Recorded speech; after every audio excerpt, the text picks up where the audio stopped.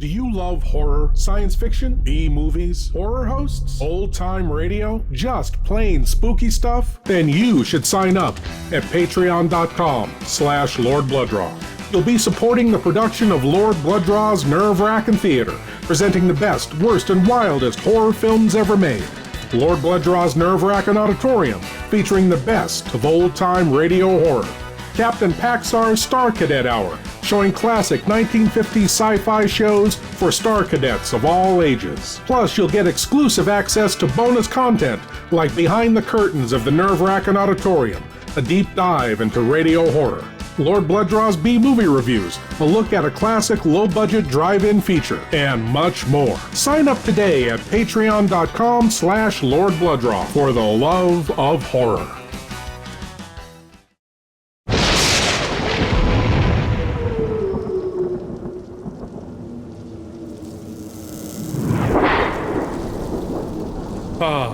I'm so glad you're here. Allow me to introduce myself. I am Lord Blood-Rah. I host horror and science fiction films on my TV series, Lord Blood-Rah's Wrackin Theater, but here, in this cool, intimate darkness, I'll be presenting tales of horror and the uncanny solely for you alone. You will coalesce the settings and the players from the ether of your imagination. Your terror will be your own creation. This is the sorcery of sound, the subtle magic of old-time radio, horror.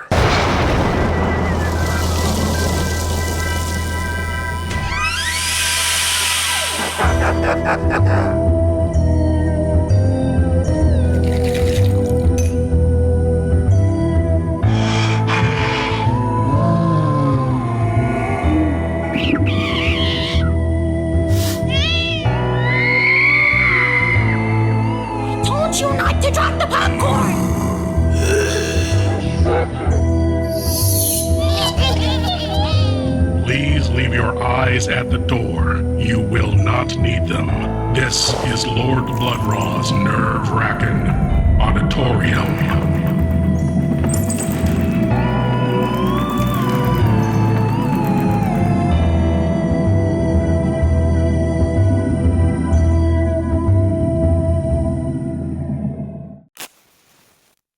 Humans exist due to their tenacious ability to adapt to changing conditions. Environmental conditions, societal conditions, natural disasters, human-made disasters, nuclear war. Humans exist because they can adapt. And very often, adaptation requires sacrifice. As tonight's tale points out, from Dimension X comes the tale, Hello, Tomorrow. Adventures in time and space, told in future tense.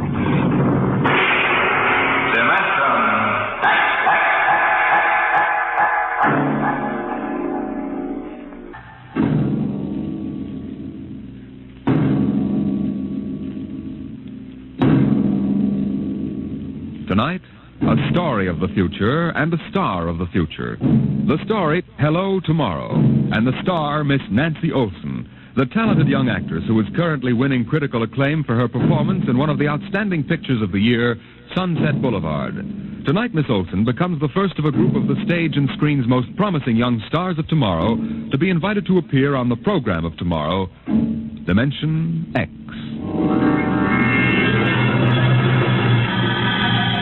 It was in the year 1991 that man disappeared from the face of the earth. The third atomic war had ended at last, leaving the land a mass of red radioactive dust, filling the air with gamma rays so deadly that life on the surface was no longer possible. There was only one way out. The few survivors went underground, burrowing their way deep into the earth like hunted moles, hiding from death in huge underground caverns. And it was there in the next 2,000 years that they built the new civilization. A civilization in which the genetic survival of the race came first, and every life and every law was shaped to serve that end. It is to this civilization, in the year of our Lord 4195 A.D., that we take you now.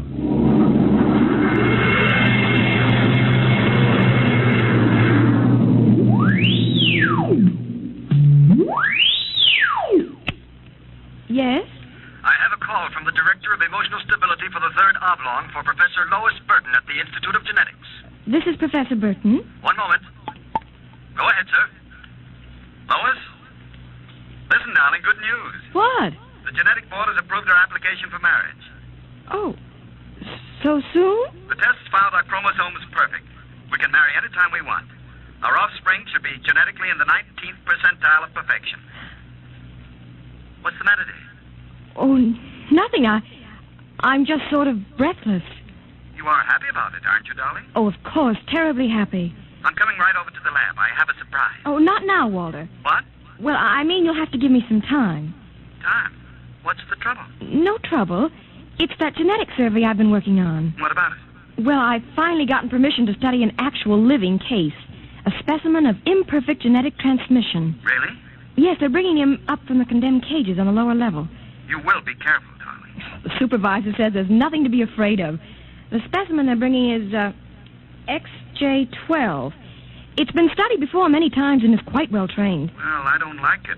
Nonsense, darling. I've been waiting for this opportunity for years. Oh, there's my door signal. I'll have to hang up, darling. See you later.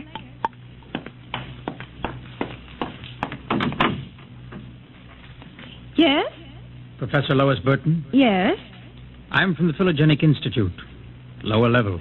Oh, then you brought me specimen XJ12. May I come in? By all means. Oh, how? Horrible? It all depends on your viewpoint. I happen to have a twisted leg. My parents were genetically unsound. But then you... Yes. I am specimen XJ12. I see. I hope you aren't shocked. No stable person permits feelings to enter into his work. I will admit to surprise. I was expecting something a little more, abnormal. Sorry, I try to be as abnormal as possible. If I am, the Phylogenic Institute allows me out of the genetic cages every so often, so I can breathe the pure air of the upper levels and mingle with the genetically perfect. You seem quite well educated. I spent the first years of my life here in the upper levels. How is that possible? They segregate imperfects. As a small child, my mother concealed me from the director of selective heredity. I was brought up in secret. My mother actually, dreadful word, loved me. I see. That would explain your obviously low threshold of emotional control. If you choose to call it that. At first, you seemed to be struggling to repress a few feelings yourself. We will confine ourselves to the impersonal aspects of our work. As you pleased. I shall require you as a demonstration for a lecture I'm delivering to one of my classes tomorrow. At your service, Professor. Sit here, please. Grip these electrodes tightly. I'm going to calibrate your electrochemical tension. I'm quite familiar with the procedure. Oh! I realize that it's an imperfect. I'm expendable. But I should hate to be electrocuted. The charge is not lethal. Plus 15 surface tension. You know, you have beautiful hair. Plus 12 at a depth of 4 centimeters. Lovely blue eyes.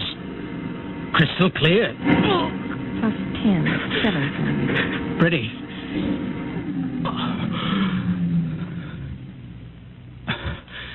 Maybe I was wrong. Maybe you have feelings. That will be quite enough. I seem to sense an air of emotional tension. Nothing, dear. This is a specimen XJ12. Oh, I see. An inferior type. Quite. You, specimen. Can you understand me? Yes. Yes, what? Tell this dolt who I am, Lois. This is the director of emotional stability for the Third Oblong. He also happens to be my selected genetic partner. You will address him as Sir. Yes, sir. This creature seems quite impertinent. He's only a specimen, darling. I suppose. We'll use him and ship him back to the cages at the Institute. He's probably radioactive. You, specimen. Mr. Director? You will confine your speech to answering only those questions addressed to you. Understand? Yes, sir. Perfectly.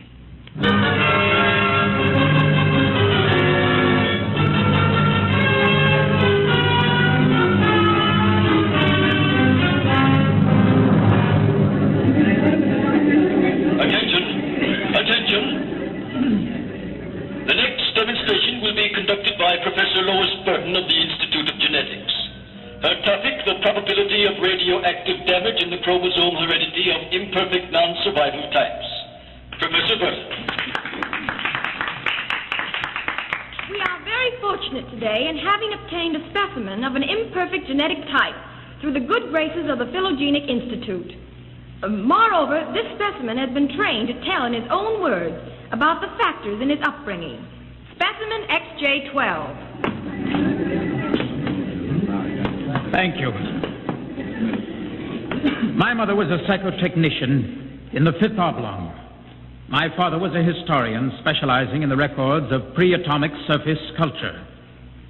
In the earthquake of 2170, apparently some hard radiation filtered down through the tunnels and penetrated the 5th Oblong. The effect on my hereditary factors is quite apparent in this twisted leg. I appreciate that you do not laugh. Most audiences seem compelled to laugh. Perhaps you are different. If so, perhaps you can be made to understand somehow what it means to be labeled an imperfect. Perhaps in some way I can penetrate the insulation with which the psychotechnicians, the drugs, and the glandular experts have surrounded your emotions. Wait. As Director of Emotional Stability for this oblong, I order you to confine yourself to the subject. My father taught me in the last days before he was executed that every human personality is born with certain inalienable natural rights. The right of free expression, the right to have feelings, and the right to mature, and above all, the right to be different from every other living organism, because every organism is different. I submit to you, distinguished students, that the attempt by this society to abridge these rights is a violation of nature. I say that the imperfects, the mutants, those who are different have as much right to exist and be free as you. I say break open the cages. Free my people. Stop him. Give us back the right to be individuals. Stop him. I say Professor Burton, take this specimen back to your laboratory and confine him. Yes, Mr. Director. You, specimen, go quietly, I warn you. I have nothing but contempt for your warnings. I'll have you destroyed for this. The specimen is unstable. He doesn't know what he's saying. Then get him out of here, quickly. He's an affront to our genetic type.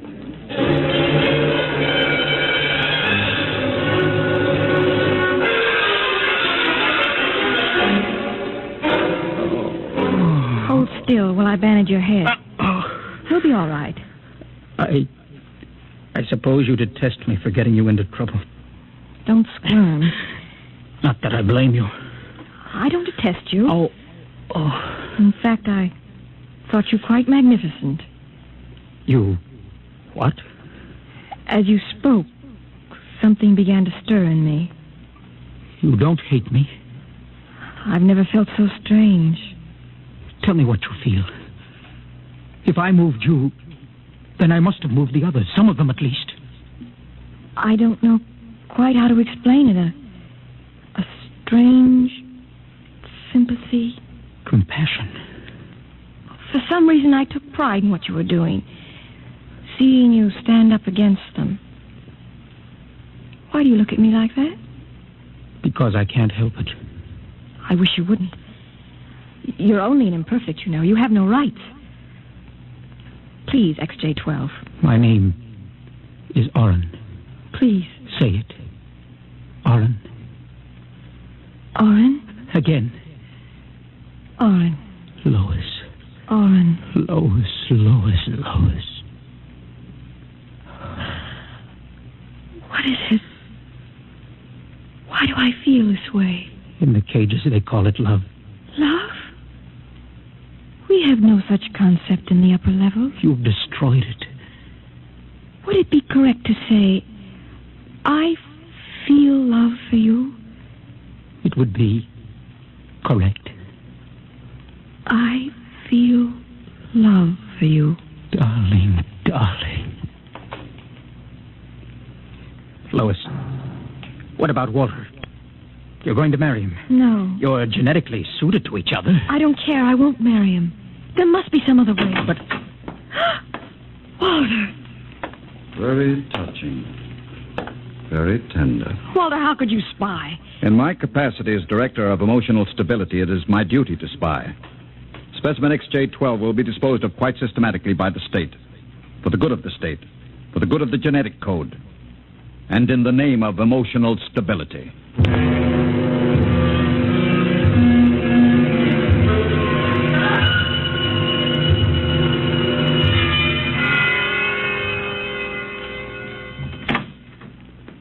Come in, Lois.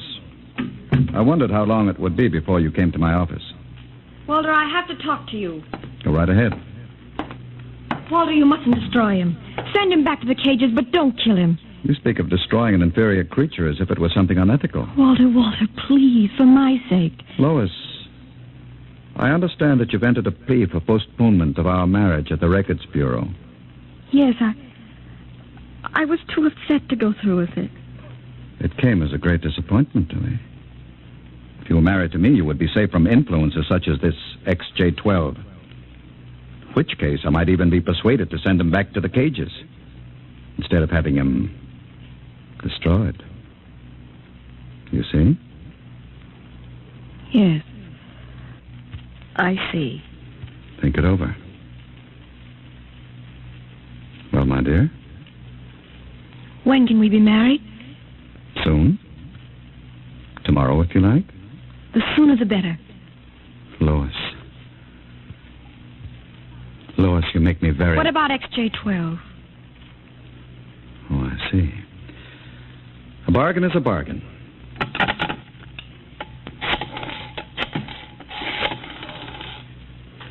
Let me talk to the custodian, please. Hello. This is the Director of Emotional Stability for the Third Oblong. I would like you to cancel the execution of specimen XJ12. Yes. Yes, that's right. Turn him over to the security guard. He's to be remanded permanently to the genetic cages. Let me talk to him, Walter. My dear, I don't think Please, that... I want to be sure he's all right. Very well. Hello. Connect a circuit in the cell block. I want to talk to XJ12. Here you are, my dear. Hello? Oren? Yes. No, I'm all right. How are you? Fine. Oren, I've been talking to Walter. He's going to send you back to the cages. Yes. Yes. No, I'm going to marry him. Because I want to. I'm not lying to you. I'm very happy. Yes. Yes, I've got to hang up now. Goodbye. Goodbye. And now, Lois? Walter, please. I've got to get back to the lab. Of course. I'll pick you up in, say, an hour, and we'll make plans for the wedding. All right? Yes. Yes, of course. Goodbye, Walter.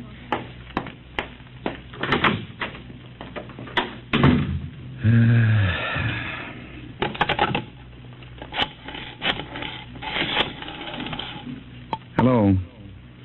This is the Director of Emotional Stability again. I want you to cancel that last order.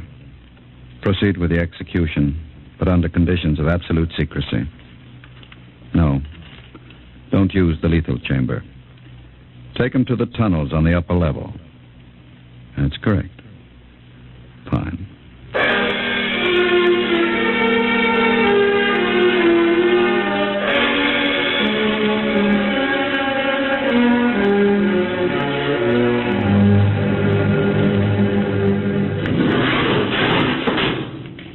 This way. Where are you taking me? You're being returned to the Phillip Institute. Orders from the Director of Emotional Stability. Into the elevator. Very well. Why are we going toward the surface? The cages are on the lower levels. Radiation check. They've never done that before. New procedure. All right. Walk. Talk. State your business. I'm the custodian for the third oblong. This imperfect is my prisoner. You can't go beyond this checkpoint. There's radioactivity in the tunnels. This is a special mission, if you know what I mean. Oh, I see. Well, just a moment, I'll open the airlock. Go ahead. You'll find 2 radiation suits in the chamber. We will need only one. So this is how they get rid of imperfects. March inside. All right. Turn around. Suppose I refuse. It'll be less painful if you cooperate. Before you dispose of me, could I give you a message for a friend? That depends. What is the message? This! Security! Help! Security! What is it? What happened? The prisoner, he struck me. Before I could recover, he escaped into the tunnels. Well, he won't last long. If the radiation doesn't get him, he'll starve to death. Can you go after him? I could send a robot, but it isn't worth the trouble. There's no way back from the tunnels except through here. Only other direction he can go is toward the surface. The closer he gets, the hotter the radiation. No, I think you can consider your prisoner dead.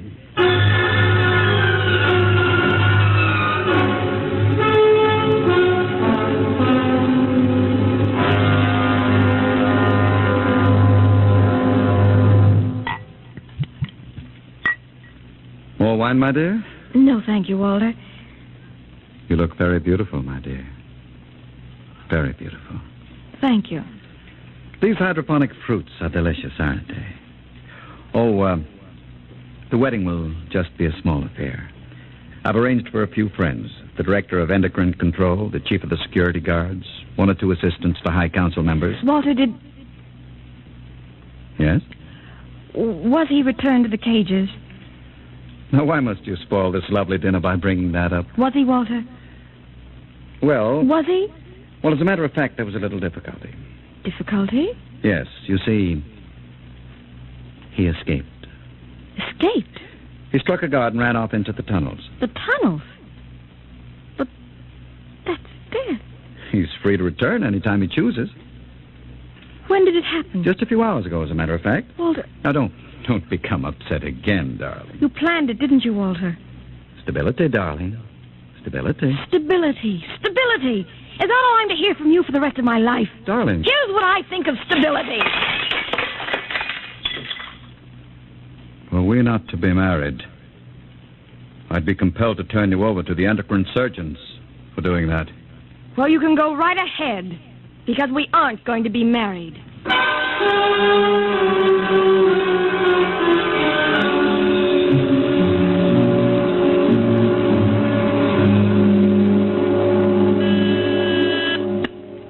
Checkpoint. This is the Director of Emotional Security. Yes, sir. If Professor Burton tries to pass the checkpoint, I want to take it into custody. Well, Professor Burton just passed, sir. She said You idiot. But she I said don't care what she said. Stop her. Send robots after her. Get her back. I'll have you destroyed as incompetent if you fail. Yes, sir, at once, sir.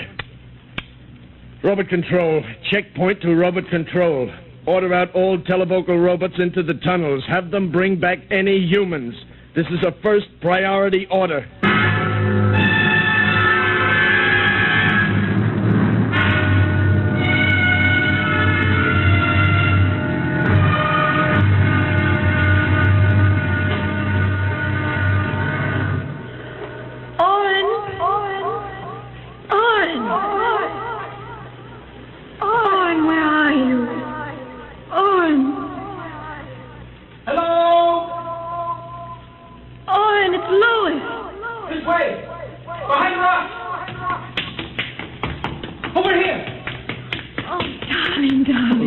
Lois, why did you come here? It's suicide. I had to. Darling, are you all right? So far. You've got to turn back. Give yourself up. They'll kill me. You can't stay here. The radiation is +4 at this point. It gets worse as you approach the surface. Go back, darling. What will you do? I'm going ahead. But you can't. I can. I'm going to the surface. Not even the robots can survive it. At least I'll be the first human in 1,100 years to see what the surface of the Earth looks like. Come back with me. No, darling. Then I'm going with you. Lois. Don't try to stop me, darling. There's nothing to go back to now. Nothing but Walter and emotional stability. Lois, you really want to come with me? Yes. You know what it means? I don't care. Oh, darling, I can't let you go. Oren, I love you. See, I know how to say it now. Say it again. Oren, I love you. Lois, what's that? Sounds... Oh, Oren, it's the robot control. It's looking for us. Come on, we've got to hurry. This way, hurry.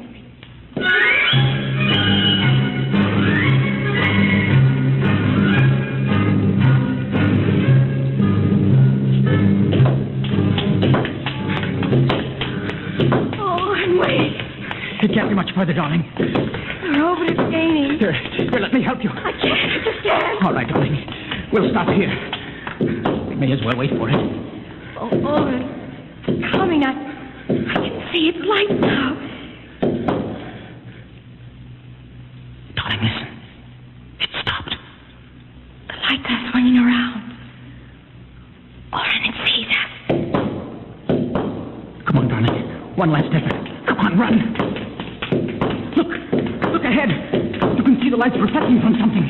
It looks like a door. It is. No, it's a heavy lead door. There's a lever. Hurry. Come on through. Lois, there must be some way to close it. Here. Let me help you. It won't get through that. It's solid lead. Oren, where are we? I don't know. Look. Up there. A huge round light. Lois. Yes, Oren? That's Luna. The moon. We're on the surface. How red everything looks. How it glows. It's the radioactivity. Quiet. Peaceful. Deadly. Oh, darling. Sit here and rest a while. Put your arm around me. Oren, I'm afraid. Oren, we're going to die. Don't think about it. Just think about us alone.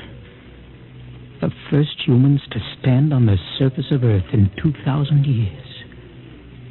Lois, that door must have been placed there by the last handful of survivors who went underground after the atomic wars. Those other lights, the small ones, they must be stars. Oren, I'm so tired. Go to sleep, darling. Put your head on my shoulder and sleep. Hold me, Oren. Hold me very close.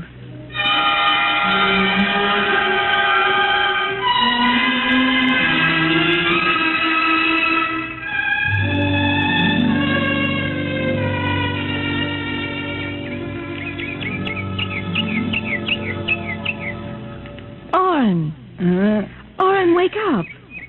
What is it? Look, it's light. What? The whole universe is light. Oh, Oren, how beautiful. Look. By all the laws of nature, we should be dead. Lois, no life could survive this. By all the laws of nature. Oren. What is it? We're not dead. This is Earth and we're alive. We're not going to die. But the radiation, it's present. You can see its effect. Oren, did you ever hear of adaptation? What? There is a natural law of adaptation by which an organism will try to adjust itself to its environment by changing. It's called a geotropism. I don't see what that has to do with... All these generations, we've been bombarded by radiation filtering down through the Earth. Each successive generation must have inherited some degree of immunity to the effects of radiation. And you think that... Oren, it can't hurt us. Don't you see? We're immune. We're probably the first generation to inherit sufficient immunity. But if that's true, then we can transmit that immunity. We can pass it along to our children. Come on, darling. We'll have to find food and water. The practical wife. Oh, wait a minute, darling. What are you doing with that rock? I want to scratch something on the outside of this lead door. Lois and Oren. 4195 A.D. Hello, tomorrow.